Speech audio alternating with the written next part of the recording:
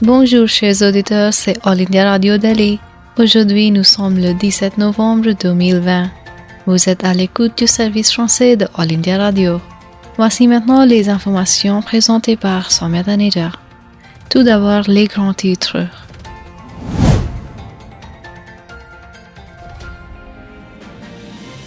Le Premier ministre Modi participera aujourd'hui au 12e sommet des BRICS. Bharat Biotech démarre les essais de phase 3 de Covaxin. D'après l'Inde, le Conseil de sécurité des Nations Unies est devenu un organe altéré en raison de sa nature non représentative. Le taux de récupération de la COVID-19 dans le pays atteint 93,42%. La deuxième phase de l'exercice Malabar commence aujourd'hui dans le nord de la mer d'Oman. 2 terroristes de Jaish-e-Mohammed arrêtés à Delhi, attaque terroriste majeure déjouée. Le Premier ministre australien, M. Scott Morrison, arrive à Tokyo pour rencontrer son homologue japonais. La bourse de valeurs Sensex et Nifty ont atteint des niveaux records dans les premiers échanges. Des tribunaux mobiles pour assurer le port du masque à Dhaka. Maintenant, les nouvelles en détail. Le Premier ministre Modi participera aujourd'hui au 12e sommet des BRICS, organisé par la Russie sous le thème Stabilité mondiale, sécurité partagée et croissance innovante. La réunion se tiendra dans un format virtuel. Au cours du 12e sommet tenu dans le contexte du 75e anniversaire de l'ONU et au milieu de la pandémie COVID-19, les dirigeants discuteront de la coopération intra-BRICS et des questions clés dans le contexte mondial, y compris la réforme du système multilatéral, les mesures visant à atténuer l'impact de la pandémie actuelle du COVID-19, la coopération dans la lutte contre le terrorisme, le commerce, la santé, l'énergie et les échanges entre les peuples. L'Inde assumera la présidence des BRICS, qui serait la 3e présidence des BRICS pour l'Inde depuis sa création après 2012 et 2016. L'Inde accueillera le 13e sommet des BRICS l'année prochaine. Bharat Biotech a annoncé le début des essais de phase 3 de Covaxin hier. Les essais de phase 3 impliqueront 26 000 volontaires à travers l'Inde, menés en partenariat avec le Conseil indien de recherche médicale. Il s'agit du plus grand essai clinique mené pour un vaccin contre la COVID-19 en Inde. Il s'agit de la première étude d'efficacité de phase 3 menée en Inde pour un vaccin contre la COVID-19 et du plus grand essai d'efficacité de phase 3 jamais réalisé en Inde. L'essai a été enregistré sur www.ctri.nic.in et approuvé par le contrôleur général des drogues de l'Inde. Les volontaires de l'essai recevront 2 injections intramusculaires à environ 28 jours d'intervalle. Les participants seront répartis au hasard pour recevoir Covaxin ou un placebo. L'essai est en double aveugle, de sorte que les enquêteurs, les participants et la société ne sauront pas qui est affecté à quel groupe. L'Inde a déclaré que le Conseil de sécurité des Nations Unies était devenu un organe affaibli car il était incapable d'agir avec crédibilité essentiellement en raison de sa nature non représentative. Le représentant permanent de l'Inde auprès de l'ONU, T.S. Tirumurti, a déclaré que les négociations intergouvernementales, NIG, sont devenues une plateforme pour un débat de type universitaire plutôt qu'un processus sérieux axé sur les résultats au sein de l'ONU composé d'États membres souverains. M. Tirumurti s'exprimait hier soir à la 75e session de l'Assemblée générale des Nations unies. Il a déclaré, au sein des négociations intergouvernementales, rien n'a bougé depuis plus d'une décennie, si ce n'est d'entendre des déclarations passionnées sur la nécessité d'une réforme. M. Tirumurti a déclaré que les mêmes pays qui ont versé des larmes de crocodile pour les petits et moyens États leur refusent même la courtoisie fondamentale qui est de les aider à tenir un compte-rendu officiel des discussions. Le taux de récupération de la COVID-19 dans le pays a atteint environ 93,42%. Au cours des dernières 24 heures, plus de 40 000 patients souffrant de la COVID se sont guéris. Le ministère de la Santé a déclaré que le nombre total de récupération est passé à plus de 8,280 millions. La charge de travail réel ne comprend actuellement que 5,11% du total des cas positifs. Actuellement, le nombre total de cas actifs dans le pays est d'environ 4,53 millions. Au cours des dernières 24 heures, 29 164 nouveaux cas ont été signalés, portant le nombre total de cas positifs dans le pays à plus de 8,8 millions. Le ministère a déclaré que la mise en œuvre efficace de l'approche stratégique et graduée de testeurs, suivre et traiter a mené à des taux de récupération élevés et à une réduction des décès. Actuellement, le taux de létalité en Inde est de 1,47%, ce qui est l'un des plus bas au monde. Au cours des dernières 24 heures, 449 décès ont été signalés, portant le bilan à 130 519. La deuxième phase de l'exercice Malabar 2020 débutera aujourd'hui dans le nord de la mer d'Oman. Avançant dans la direction de renforcer la synergie obtenue lors de la phase première de l'exercice Malabar 2020, qui s'est récemment achevée, qui a été menée au début du mois. Cette phase impliquera des opérations coordonnées de complexité croissante entre les marines australiennes, indiennes, japonaises et américaines. La deuxième phase verra des opérations conjointes centrées autour du groupement tactique Vikramaditya de la marine indienne et du groupe aéronaval Nimitz de la marine américaine. Les deux porte-avions ainsi que d'autres navires, sous-marins et aéronefs des marines participantes seraient engagés dans des opérations navales de haute intensité pendant 4 jours. Ces exercices comprennent des opérations de vol cross-deck et des exercices avancés de défense aérienne par des chasseurs MiG-29K de Vikramaditya et F-18 et E-2C Hawkeye de Nimitz. En outre, des exercices avancés de guerre de surface et anti-sous-marine, des évolutions du matelotage et des tirs d'armes seront également entrepris pour améliorer encore l'interopérabilité et la synergie entre les 4 marines amies. 2 terroristes de Jaish-e-Mohammed arrêtés à Delhi, attaque terroriste majeure déjouée.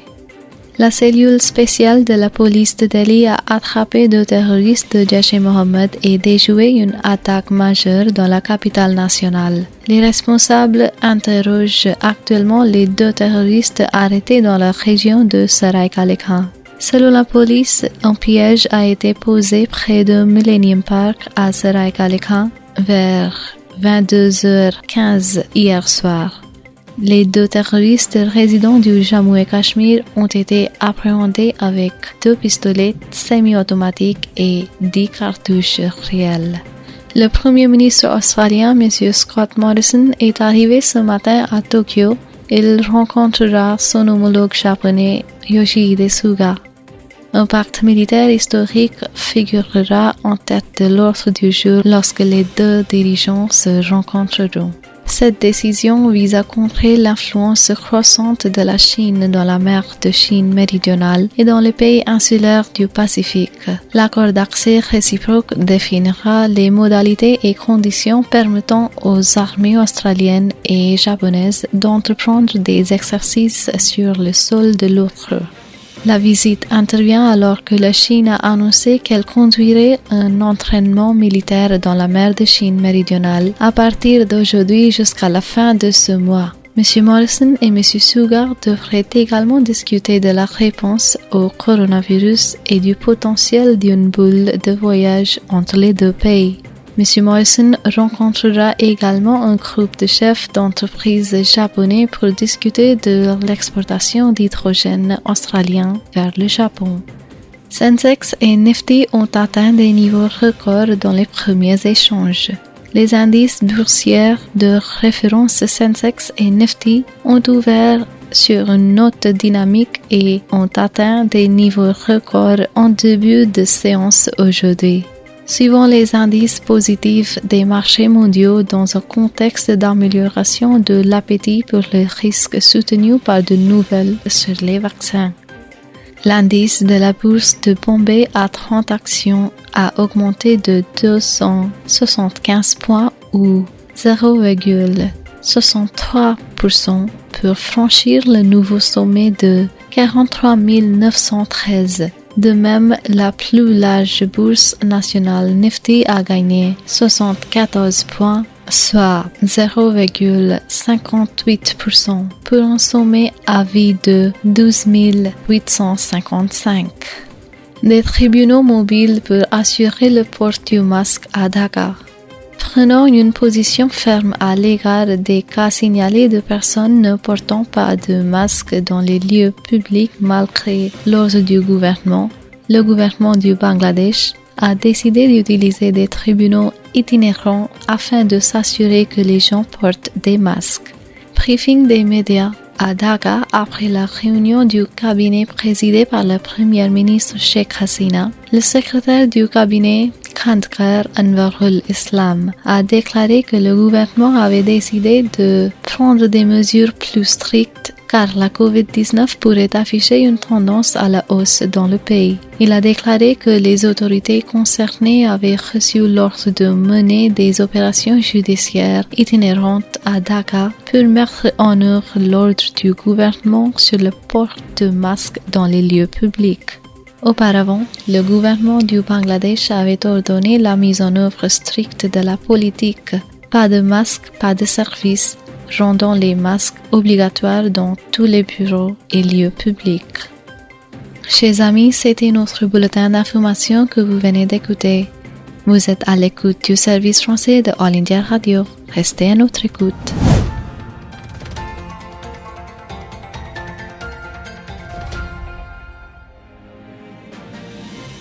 Chers auditeurs, c'est All India Radio Delhi. Voici maintenant le commentaire sur un sujet d'actualité. Le commentaire d'aujourd'hui porte sur l'Organisation indienne de recherche spatiale ISRO lance le premier satellite pendant la pandémie de COVID-19. Défiant la pandémie actuelle de COVID-19, l'Organisation indienne de recherche spatiale ISRO a récemment lancé son premier satellite de l'année 2020. Depuis le centre spatial Satish Dhawan sur l'île de Sriharikota au large de la côte de la baie du Bengale. Outre le satellite d'observation de la Terre SOT-01, le vol a également transporté 9 satellites clients plus petits de 3 pays. Les satellites étrangers comprenaient un satellite expérimental de Lituanie, 4 satellites d'application marine du Luxembourg et 4 satellites de télédétection des États-Unis. Sur le véhicule de lancement de satellites polaires PSLV C-49 de l'ISRO, tous les satellites ont été placés séquentiellement sur leur orbite prévue après le lancement. Il s'agissait du premier lancement de l'ISRO depuis le 11 décembre de l'année dernière, lorsque le PSLV C-48 avait mis dans l'espace un satellite d'observation de la Terre similaire à celui lancé samedi. En janvier de cette année, l'ISRO avait envoyé un satellite de communication GSAT-30 dans l'espace, mais cela a été fait à l'aide d'une fusée Ariane lancée depuis la Guyane française. Par la suite, le calendrier de lancement de l'ISRO a été totalement perturbé en raison de la pandémie de coronavirus. L'ISRO avait prévu plus de 20 lancements de satellites au cours de l'année fiscale 2020-2021, y compris des missions de haut niveau comme Aditya L1, la première mission exploratoire vers le Soleil, et Gaganyaan, son pilote, précurseur du premier vol spatial habité de l'Inde. La moitié des lancements prévus étaient ceux de satellites d'observation de la Terre comme le SOT-01. Pesant 630 kg, le SOT-01 est un satellite d'observation de la Terre destiné à des applications dans le domaine de l'agriculture, de la foresterie et de la gestion des catastrophes. Il s'agit d'un satellite d'imagerie radar tout temps qui fonctionnera avec les satellites RISAT-2B et RISAT-2BR1 lancés l'année dernière. Le satellite sera également utilisé pour la surveillance des frontières pour dissuader les infiltrations d'insurgés et pour les opérations antiterroristes.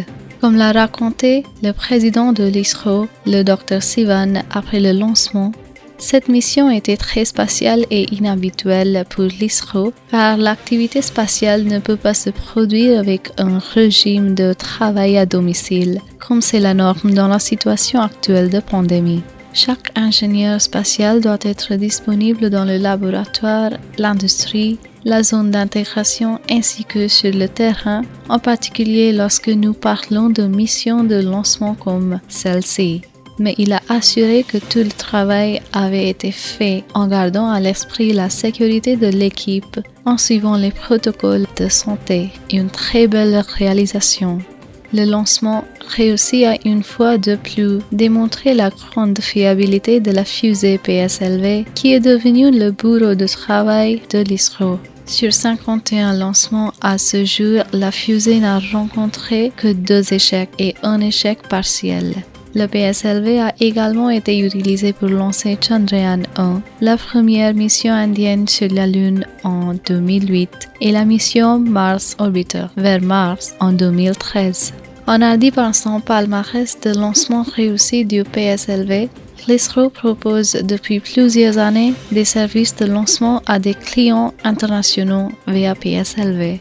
À ce jour, 319 satellites étrangers de 33 pays ont été mis en orbite avec succès par le PSLV dans 27 de ces lancements. Les pays comprennent l'Algérie, l'Argentine, l'Autriche, la Belgique, le Canada, le Danemark, la France, l'Allemagne, l'Indonésie, l'Israël, l'Italie, le Japon, la Lituanie, le Luxembourg, les Pays-Bas, la République de Corée, la Singapour, la Suisse, la Turquie, le Royaume-Uni, les États-Unis et plein d'autres. Pour faire face à la demande croissante de lancement de satellites, l'ISRO a déjà attribué des contrats d'assemblage, d'intégration et de tests de satellites à 3 acteurs du secteur privé pour l'assemblage, l'intégration et les tests de satellites. L'ISRO espère que cela ouvrira la voie au développement de bout en bout de satellites par le secteur privé. Actuellement, l'agence vise à développer 12 à 18 satellites par an. L'ISRO se prépare maintenant à envoyer les premiers Indiens dans l'espace depuis le sol indien. Le premier équipage indien devrait être envoyé sur une orbite terrestre basse avant le 75e anniversaire de l'indépendance du pays en 2022. Avec une chaîne de succès derrière elle, l'ISRO peut espérer y parvenir. Chers amis, vous venez d'écouter le commentaire d'actualité rédigé en anglais par Biman Basu, traduit et présenté par Soumya Taneja. C'est All India Radio Delhi. Nous venons maintenant à la fin de notre programme d'actualité. Merci.